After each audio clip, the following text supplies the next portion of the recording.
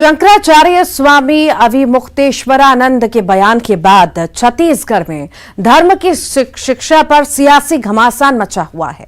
शंकराचार्य ने पूछा कि स्कूलों में हिंदू धर्म की शिक्षा क्यों नहीं। बीजेपी ने इसका समर्थन किया और साथ ही साथ मदरसों पर निशाना साध दिया। इस पर कांग्रेस बीजेपी को घेर रही है। तो क्यों नहीं हमको विद्यालय में धर्म की शिक्षा मिलना चाहिए। मदरसे में मुसलमान इस्लाम पढ़ा सकता है, नमाज कैसे पढ़ी जाए ये पढ़ा सकता है। कॉन्वेंट स्कूल में ईसाई प्रेयर कैसे की जाए ये बता सकता है। तो फिर आचमन कैसे किया जाए, प्राणायाम कैसे किया जाए, आरती कैसे की जाए, ये हिंदू क्यों नहीं बता सकता। स्कूल में हिंदू धर्म की शिक्षा क्यों नहीं। छत्तीसगढ़ प्रवास पर आए शंकराचार्य स्वामी अविमुक्तेश्वरानंद सरस्वती ने ये पूछते हुए संविधान तक पर सवाल खड़े कर दिए। शंकराचार्य ने कहा कि क्यों देश के विद्यालयों से धर्म की शिक्षा खत्म कर दी गई। अगर मदरसे में, कॉन्वेंट स्कूलों में धर्म की शिक्षा दी जा सकती है तो फिर स्कूलों में क्यों नहीं। हिंदुओं को आचमन, प्राणायाम, आरती के बारे में स्कूलों में क्यों नहीं बताया जा सकता।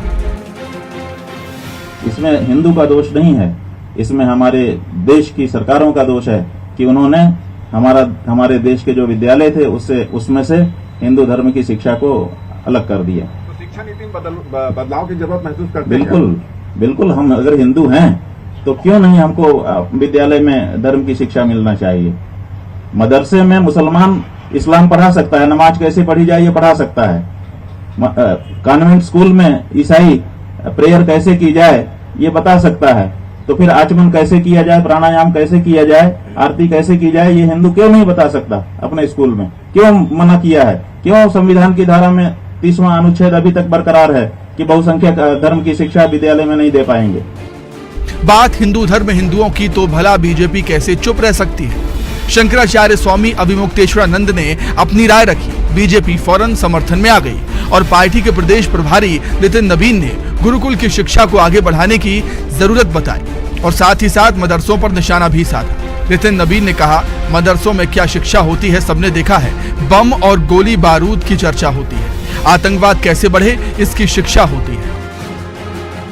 मदरसे में क्या शिक्षा होती है ये सब कोई ने देखा है। बम और गोली की बारूद की चर्चा होती है, आतंकवाद कैसे बढ़े इसकी शिक्षा होती है।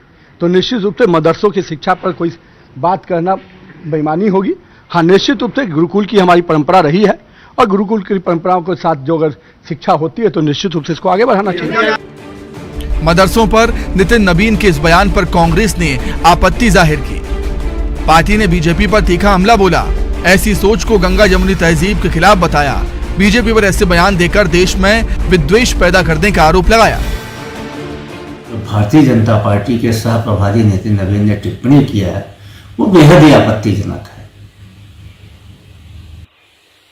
मदरसों में इस्लाम की शिक्षा दी जाती है, दीन की शिक्षा दी जाती है, इसके अलावा जो अन्य विषय होते हैं उसकी शिक्षा दी जाती है। आप कभी वहाँ गए हैं देखने? आप वहाँ गए नहीं, वहाँ के बारे में अपनी विकृत मानसिकता के आधार पर एक धारणा बना लिए और उसके बाद में आप टिप्पणी कर रहे हैं, सर्वथा अनुचित है।